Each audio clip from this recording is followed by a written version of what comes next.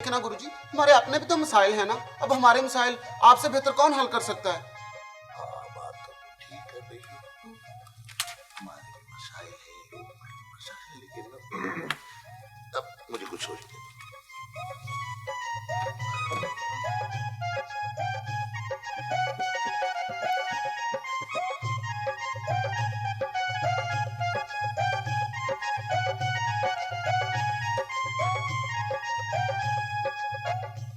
सोचा? इतनी जल्दी भी सोचा जाता है? वैसे मेरी बच्चियों, एक बात बताओ, अगर मैं इलेक्शन में खड़ी हो भी गई, तुम्हारी पार्टी का नाम क्या होगा? नाम तो मैंने पहले ही सोच रखे गुरु। अच्छा, क्या? गैर जानिबदार पार्टी। एक्सीलेंट।